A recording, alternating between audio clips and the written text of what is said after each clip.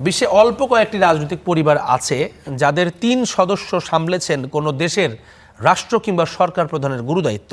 এবার বাংলাদেশের প্রধানমন্ত্রী হিসেবে তারেক রহমানের শপথের মধ্য দিয়ে সেই তালিকায় নাম লেখাতে যাচ্ছে জিয়া পরিবার। জাতীয় সংসদের বাবা জিয়াউর রহমান ও মা বেগম খালেদা জিয়ার পর এবার সরকার পরিচালনায় আসছেন ছেলে তারেক রহমান। ১২ ফেব্রুয়ারির জাতীয় নির্বাচনে তার নেতৃত্বে নিরঙ্কুশ সংখ্যাগরিষ্ঠতা পায় বিএনপি। প্রতিবেশী ভারতেও রয়েছে এমন উদাহরণ, যেখানে এক পরিবার থেকে এসেছেন ৩ প্রধানমন্ত্রী। স্বাধীনতার পর ভারতের প্রথম প্রধানমন্ত্রী জওহরলাল নেহরু, পরের নামটি নেহরু কন্যা ইন্দিরা গান্ধীর। দেহরক্ষীর গুলিতে ইন্দিরা গান্ধী নিহত হলে প্রধানমন্ত্রী হন তার ছেলে রাজীব গান্ধী।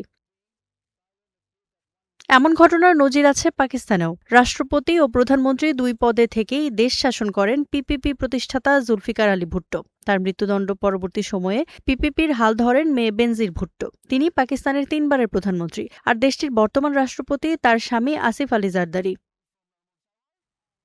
অন্যদিকে শ্রীলঙ্কায় রয়েছে বন্দরনায়েকে পরিবার। ১৯৫৬ সালে শ্রীলঙ্কার চতুর্থ প্রধানমন্ত্রী ছিলেন এসডব্লিউআরডি বন্দরনায়েকে। আততায়ীর গুলিতে তার মৃত্যুর পর দলের হাল ধরেন স্ত্রী শ্রীমাভো বন্দরনায়েকে। ১৯৬০ সালে হন বিশ্বের প্রথম নারী প্রধানমন্ত্রী। এরপর আরও ২ দফায় শ্রীলঙ্কার প্রধানমন্ত্রী হন তিনি।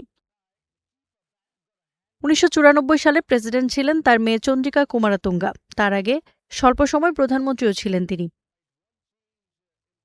গত ২৫ বছর ধরে থাইল্যান্ডের রাজনীতিতে একচ্ছত্র প্রভাব সিনাওয়াত্রা পরিবারের। ২০০১ সালে প্রধানমন্ত্রী হন থাকসিন সিনাওয়াত্রা। ২০১১ সালে আসেন তার বোন ইংলাক। ২০২৩-এ রাজনীতিতে পা রাখেন থাকসিন সিনাওয়াত্রার কনিষ্ঠ সন্তান পেতংতান সিনাওয়াত্রা।